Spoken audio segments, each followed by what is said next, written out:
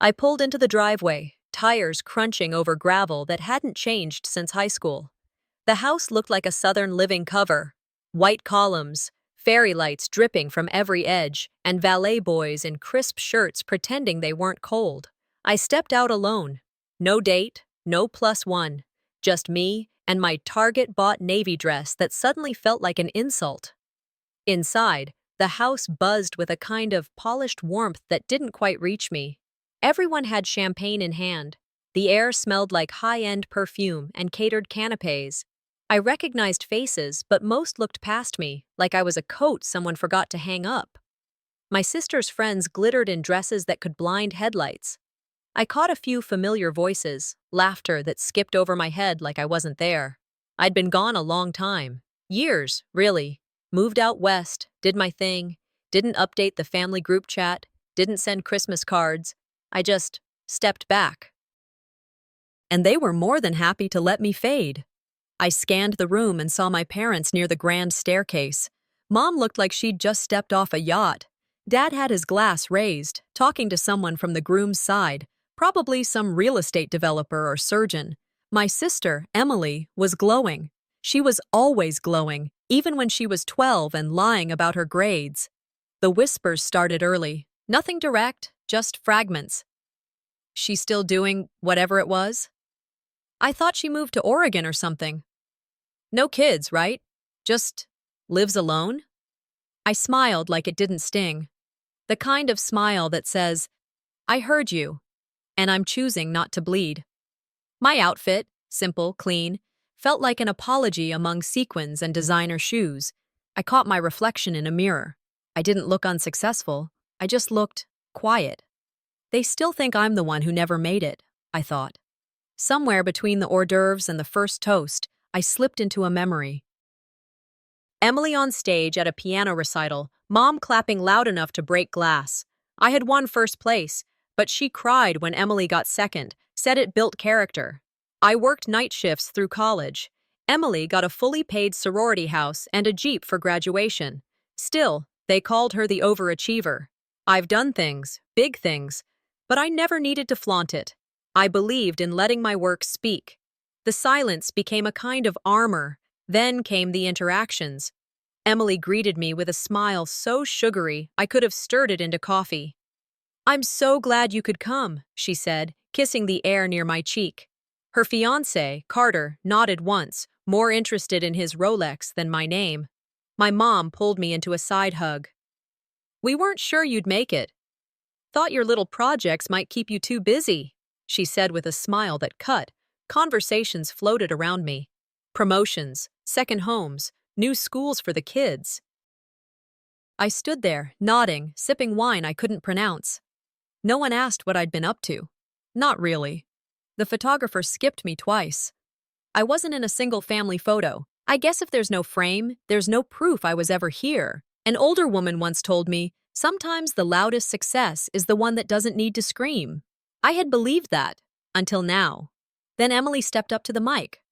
Everyone hushed. She looked like a magazine cover, elegant, composed, sparkling. She started sweetly, thanking the guests, talking about love and fate and Carter's terrible cooking. The room laughed. I sipped my wine. Then she said it. And to my older sister, who reminds me that dreams are important, even when they don't pay the bills. Laughter. Real, from the gut laughter. I froze. The glass in my hand trembled just enough for the liquid to ripple. Some looked at me, then away. Others kept chuckling. Emily winked at me like we were sharing a joke. We weren't. That was it. That moment. That sentence. Cut cleaner than anything I'd heard in years. It was public, polished cruelty, wrapped in humor, served on a silver platter. I didn't react. At least not out loud. My lips tightened. I raised my glass in mock salute, met her eyes across the room. The storm inside had no sound, just clarity. For years, I let them write my story. The quiet one, the drifter, the one who never quite fit. But silence, I realized, has a shelf life. I turned toward the hallway. My heels clicked softly against the polished floor. No one followed. No one asked. Halfway down the corridor, I caught a glimpse of a photo hanging beside the door. Emily and me, maybe 10 and 12. She was grinning, her dress twirling. I was blurred at the edge, halfway turned away. That's how they remembered it. That's how they remembered me. I stepped outside. The cool air felt honest. They think I'm broke? I whispered. They're about to find out what real wealth looks like.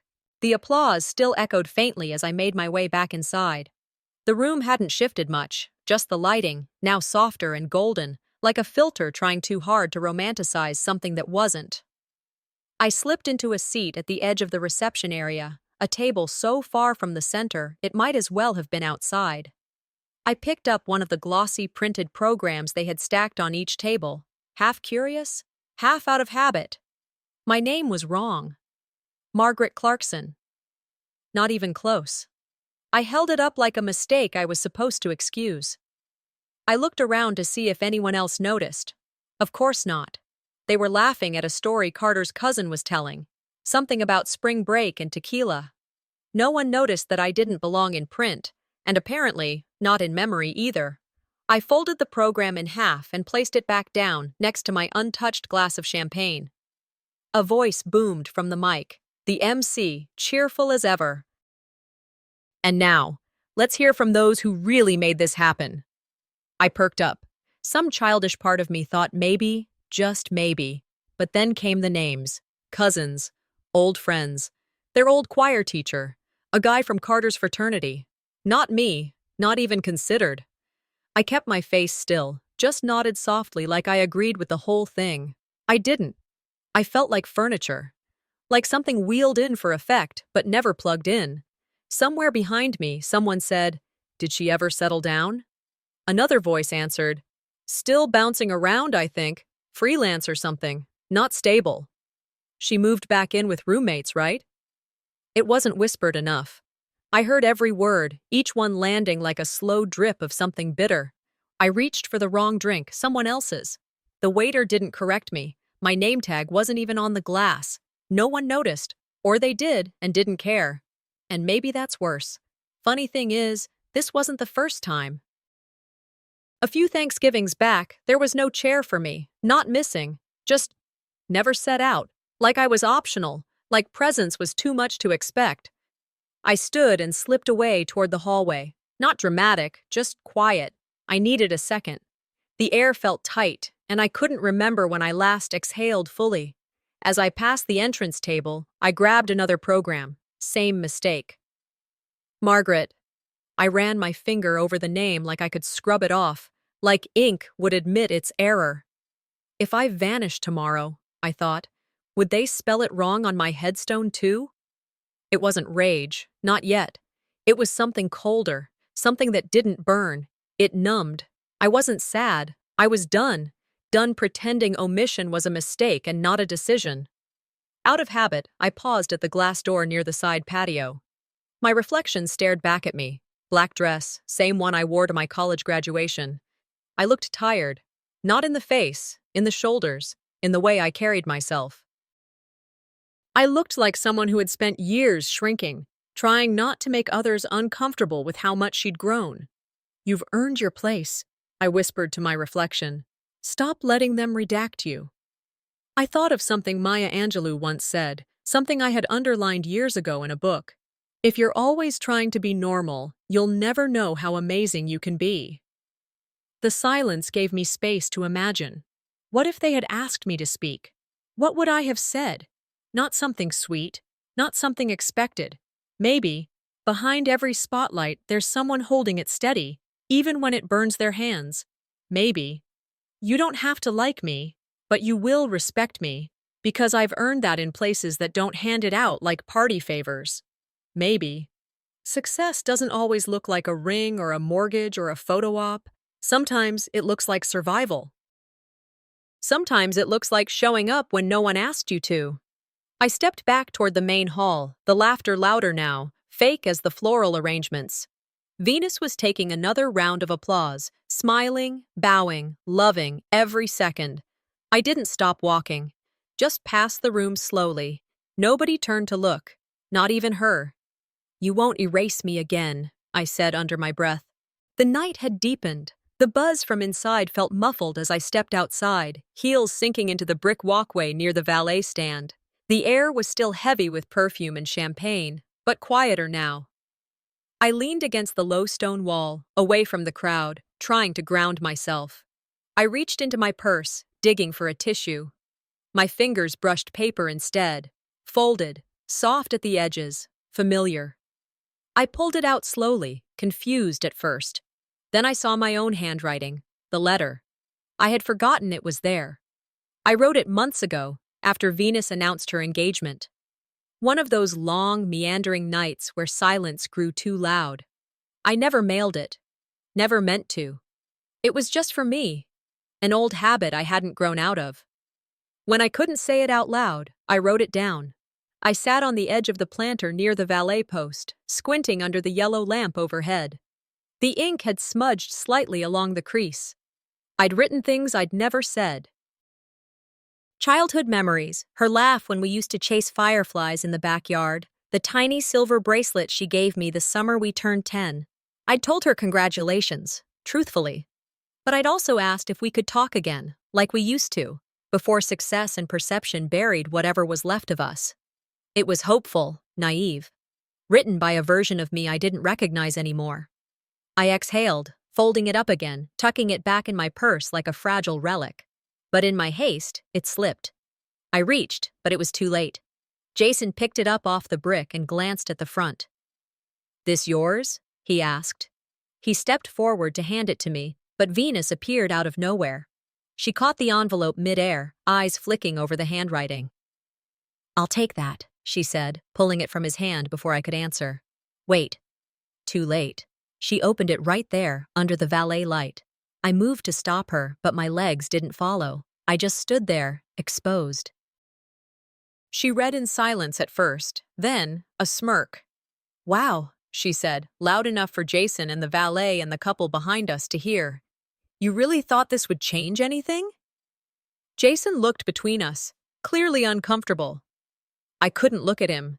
I stared at her hands holding my letter like it was something dirty.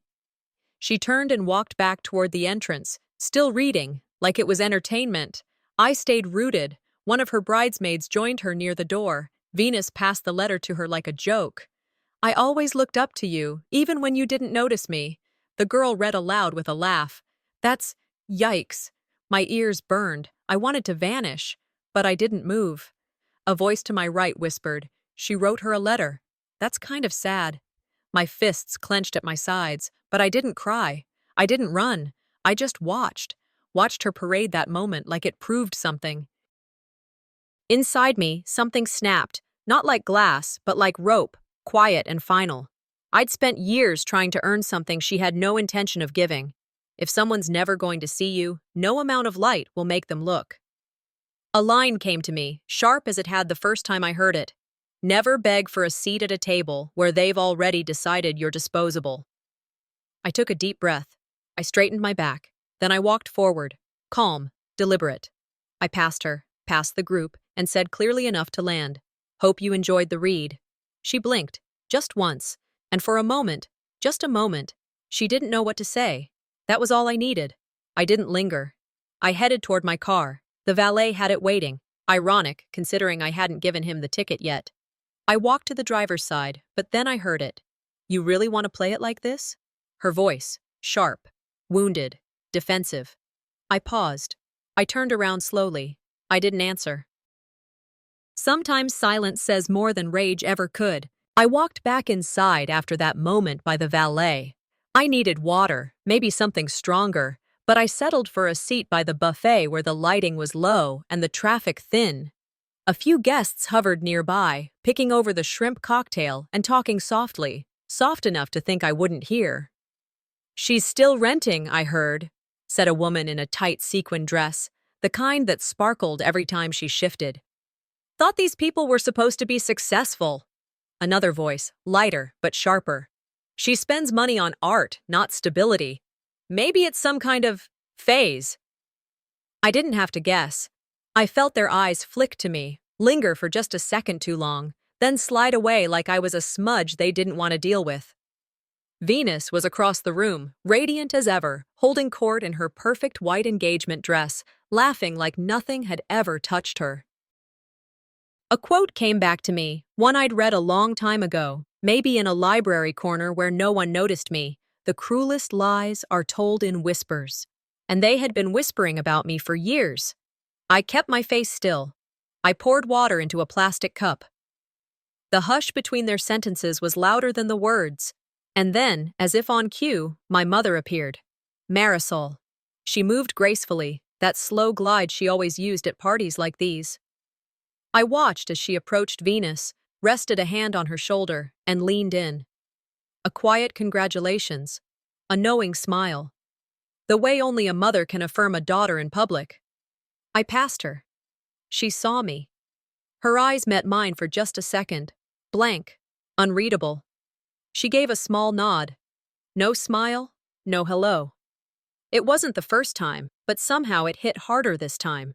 Later, in a side hallway, I caught her alone near the coat racks. "Did you hear what they said?" I asked, careful not to sound like I was accusing her. She adjusted her earring in the mirror, not turning toward me. People speak without thought sometimes. Just like that.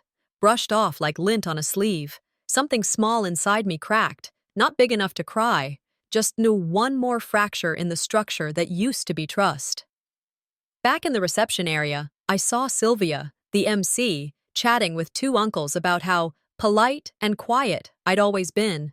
I wanted to walk over and say, "I'm not polite. I'm just tired of proving things to people who already decided I don't count." But I didn't. Not because I was afraid, because I knew that in this room, any sign of discomfort would be turned into another whisper. I stood there, teeth clenched behind a smile, remembering something a mentor told me years ago. You don't owe your anger to anyone, but you owe your peace to yourself.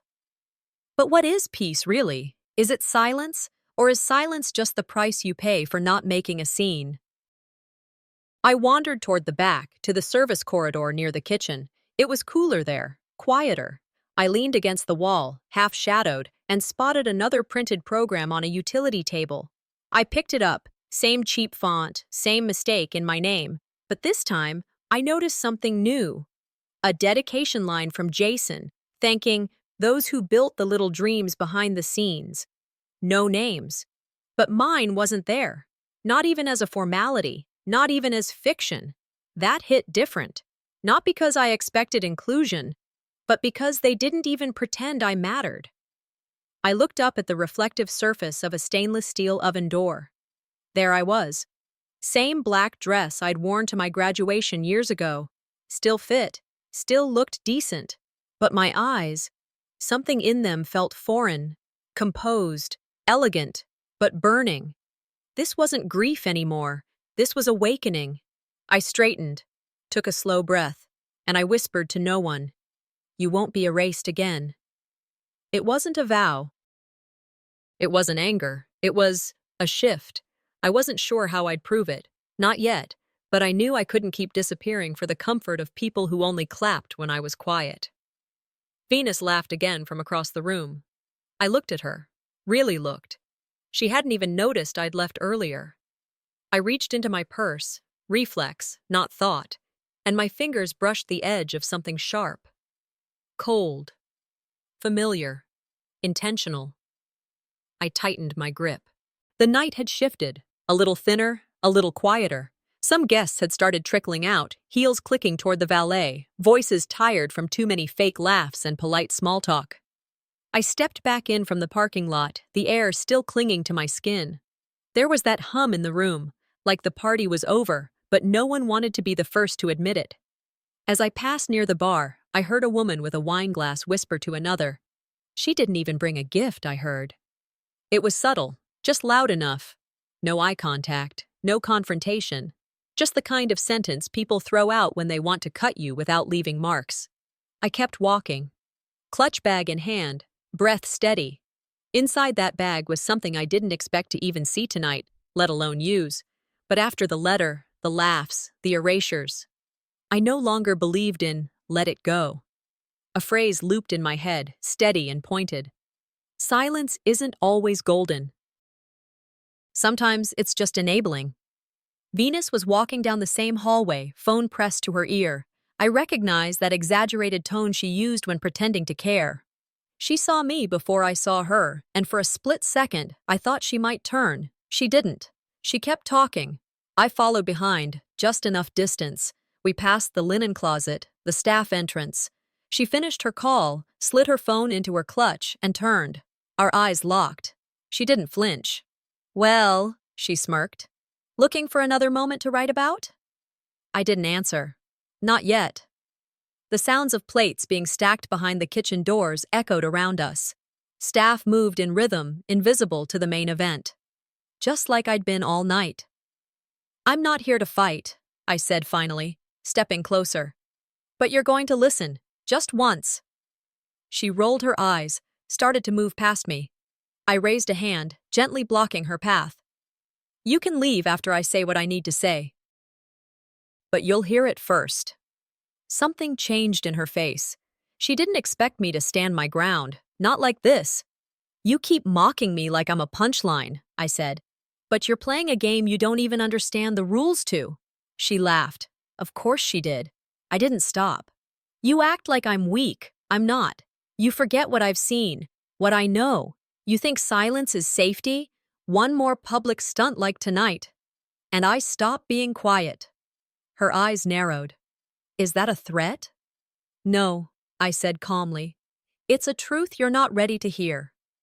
She tilted her head, tried to look unbothered, but her fingers twitched around her purse. "You'd ruin my night just to feel relevant?" she said. I met her stare. "You already did that when you called me broke in front of your bridesmaids." She hesitated, just a beat. Maybe guilt, maybe fear, maybe just confusion that I wasn't breaking this time. "You always thought too highly of yourself," she muttered. I shook my head. "No, Venus, you just never thought of me at all." Silence followed. Thick. Unmovable, she had nothing left to say. I turned. Walked slowly. My heels quiet on the tiled hallway. At the door to the valet, I paused, then turned halfway toward her. "You've always been good at pretending," I said, without raising my voice. "I'm just tired of playing along." I didn't wait for her reply. Outside, I handed the valet my ticket. Cool air wrapped around me again, softer this time. The night was older now, less sharp. In my purse, the flash drive pressed against my phone. I brought it tonight as a just in case, and now I didn't know if I'd use it. But it held more power than any speech or dress or toast. She didn't know I still had it. As I heard her heels behind me, that voice low and tight followed. "You wouldn't dare." I didn't answer, because daring wasn't the problem. Timing was. The morning hit differently, not the soft kind of quiet that follows a long night, but the kind that hangs like fog after a fire. I woke to cold coffee and a phone vibrating with too many alerts. Messages, mentions, missed calls. One caught my eye, short, bitter. "Classy of you to lie all this time." From Thomas, my ex-husband. My stomach dropped, not because I cared what he thought, but because that sentence came with a knowing sting. It wasn't random. He knew something. But what? We hadn't spoken in over a year. I hadn't lied. Not to him, not legally. Our divorce had been hard, but clean, at least on the surface. I opened Instagram. My feed refreshed, and there it was, a post from Venus, an old photo of us as kids. I was maybe 7, hugging a doll. She was already looking at the camera like she owned it. The caption read, "Not all silence is golden. Some is guilty." Underneath, comments stacked fast. What did she do? I always knew something was off. Say it louder, sis. Venus didn't tag me. She didn't have to. Everyone knew. I checked my email, half knowing what was coming. There it was. A message from my lawyer, flagged important. I clicked. Subject, Thomas Discovery Request. Body, FYI, Thomas has reopened Discovery. He's inquiring about a real estate transfer from 2019. Looks like he's claiming financial non-disclosure during the divorce. Let's discuss your response. I stared at the screen, unmoving. This wasn't petty anymore. This was chess, and Venus had made her move. I stood, walked to the kitchen. The floor felt cold under my feet, grounding. I leaned on the counter, letting it all settle. She'd told him. She had to. The only other person who knew anything about that account, those assets, was a financial advisor I'd met through a client after my divorce. Venus had seen me break down back then. She'd sat with me while I signed papers, cried in the car, split furniture. But I never once told her the details of what I saved, what I protected. So how'd he find out? She must have gone digging, or worse, she'd reached out to him herself, all to hurt me for what I said last night.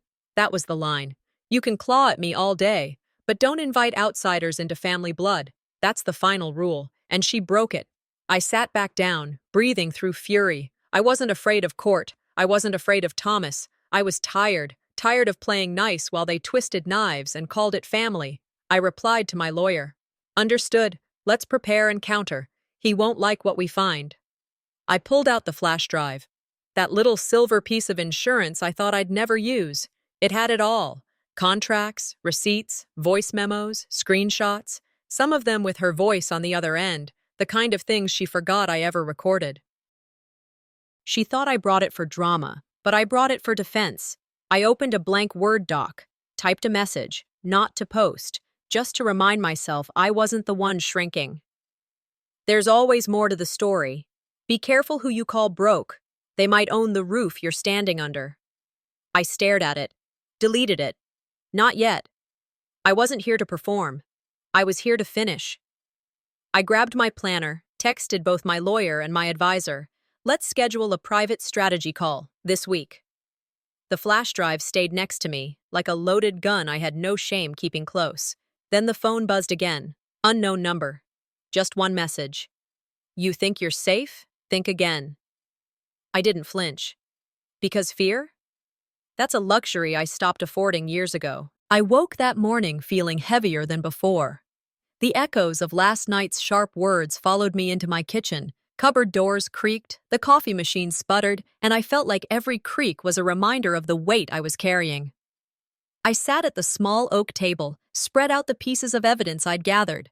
Photos, printed programs, snippets of texts, the letter. Each one was a puzzle piece, and together they started to show a pattern I could no longer ignore. I folded the You Matter handkerchief, washed and pressed, and placed it beside the documents. My heart thudded with resolve. I told myself, speak your truth, even if your voice shakes. By early afternoon, I headed to brunch, knowing Venus would be there. I dressed deliberately, not flashy but precise. I chose a blouse olive green, a color she frowned on once. I wore my mother's leather watch, the one she admired once but never said so. I rehearsed little things in my mind, how I'd stand, what tone I'd use. Some family friends had been invited, and I'd seen their names on the guest list. In the car, I whispered to myself, this ends when they see me not as a background note. Walking into the ballroom for brunch, I spotted Mr. Ellsworth, our old mentor, someone Venus always leaned on for validation. He stood near the entrance, casually dressed but respected. He nodded at me. Guests around him paused, heads turned.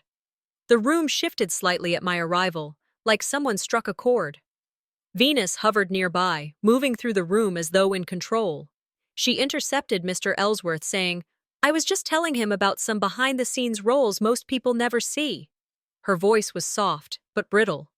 I saw Ellsworth glance at the printed program in her hand, then toward me. He raised an eyebrow. For a heartbeat, I felt seen. Later, she invited me to her suite. I hesitated, but followed, cautious. The room was sleek, expensive, mirrors, marble, the kind of luxury that shows off every imperfection in your skin. She closed the door behind me. At first, she smiled and acted gracious, like someone about to deliver a gift. Then she shifted gears. You know, some people think you ripped me off with that investment and those assets, she said, easy as a pivot. Then she pulled out her phone, showing a screenshot of a conversation. It was twisted. It made me out to be greedy, claiming credit for things I never touched publicly. She had fabricated a picture, one that could corrupt what people believed. I stood my ground. I asked her to leave the door open. If you want to play public theater, fine, but real power is in who listens behind closed doors, too. I showed her a folder of my own. Contracts, receipts, emails, projects she insisted were hers. The truth was laid out in ink and pixels. At that moment, Mr. Ellsworth appeared in the doorway. Venus looked at him, startled. He asked quietly in front of her, "Is this true?" "Yes," I said, my voice steady though my chest pounded. "If you want proof, I'll lay it out so anyone who questions me will see what's mine." The room fell silent. Guests behind me whispered. Some looked at Venus with pity, others at me with respect. I moved toward the gathering in the main hall. I stopped, raised my voice just enough that people leaned in. I kept quiet, believing family mattered, but I cannot stand by when lies are built on my silence. I handed Ellsworth the evidence. He looked at Venus, then at me. His expression shifted from polite support to something like recognition. Venus sputtered, tried to deflect. She said I was just trying to draw attention. I shook my head. "No, I'm just trying to be seen." She backed away, her posture shrinking, guests watching. A few nodded at me, others exchanged uncomfortable glances. Someone in the back whispered, "She didn't know she was up against this." Their voice was low, but it carried. I left the room carrying months of hurt and evidence, both tangible and emotional. The dossier in my purse clicked shut. I walked out into daylight, not sure if I'd won yet, but sure as hell that they'd seen something tonight. I walk into the grand hall late in the evening. Music has tapered off. Guests linger in small clusters, voices drifting low. The chandeliers still glow, but the warmth between people is fading. Mirrors reflect too many faces turned toward me, not in curiosity, but in something heavier. Velvet curtains hang listless. I clutch the You Matter handkerchief in my purse. I press my fingers around the fabric until it scrunches. Tonight, everything I've kept inside, every whisper, every omission, is about to step into the light. Marisol stands across the room. She's just arrived, late, stepping into the hush. Our eyes hook for a moment. She doesn't smile. She doesn't open her arms. She just pauses. I see in her face a shift, something like shame or realization. She's witnessing something she helped build. Someone says under their breath, "Your mom saw you as an equal just now." I don't turn to her. I don't need an acknowledgement. I need myself to feel this. I lift the velvet box from my purse, my grandmother's necklace. I believed it was lost forever. I believed I didn't need it, but tonight it matters. I open the lid, show it. I say loud enough so the linen rustles and people glance over. This was never about jewelry, but about acknowledgement. It belonged to Grandma. It was given to me. I carried it quietly, because I believed words mattered more than wealth. I place the necklace around my neck. It glints under the chandelier. Gasp. Faces tighten. Venus pales. Guests murmur. The necklace isn't a spark. It's proof. My phone buzzes. Someone is broadcasting this. The screen glows. Venus, shocked. The crowd around, their hush. Live video. And the caption festers across the screen. "You may call me broke, but this, the necklace, is mine." Comments pour in. Some sympathetic, some stunned, some rude. Finally, she shows them. She deserved that. What took her so long? I stand still. Let the camera find me. Let them see the truth. I don't yell. I don't force drama. I just speak. I didn't come to this party to fight. I came to be seen. If being seen costs your pride, then I keep mine. This necklace is not a gift or trophy. It's ownership of my story. I turn. Face the guests. Many nod. Some stand. A few phones up. Camera lights flare. Venus retreats. Her posture folds in on itself. My mother takes a breath beside me. Quiet. Broken. The silence after my words is more powerful than applause.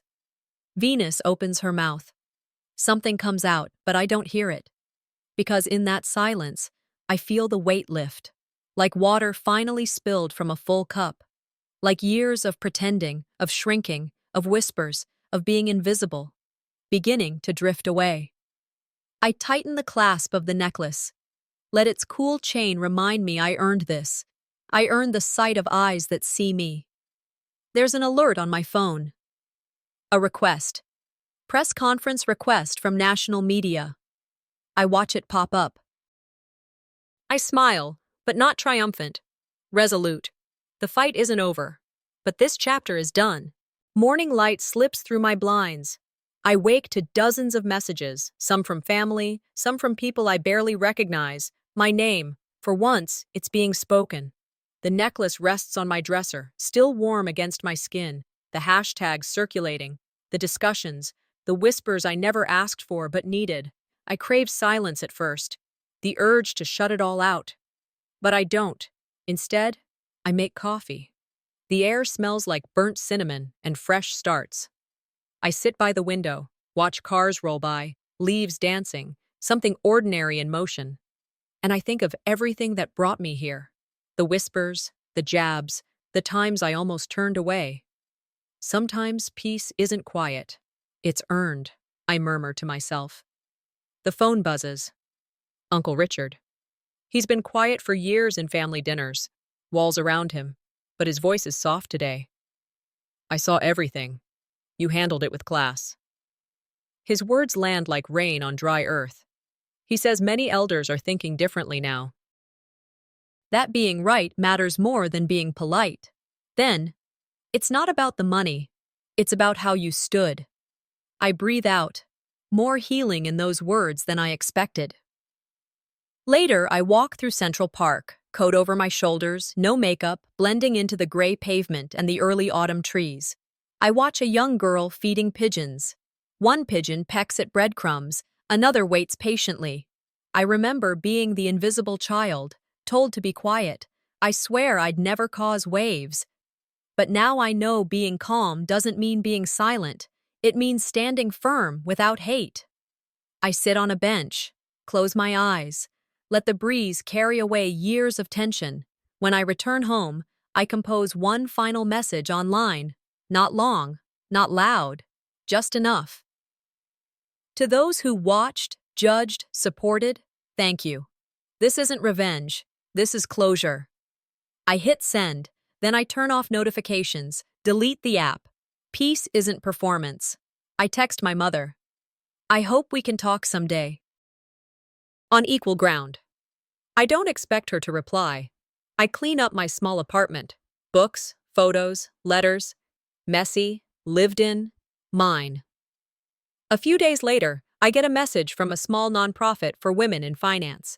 They want me to speak to young girls, share my story. My pulse steps up. I smile. This is where my voice goes next. I draft a talk. More than money. Finding your worth in silence. I check train schedules. Book a one-way ticket to a quieter town, where I'll write, rest, begin again. I step out my front door. Dawn breaking through the clouds. Sunlight warm, forgiving. Behind me, a voice, my name. Hey, you dropped this. Her tone soft. Something in it. Regret? Surprise? Respect? I turn, holding nothing but a calm I haven't known in years.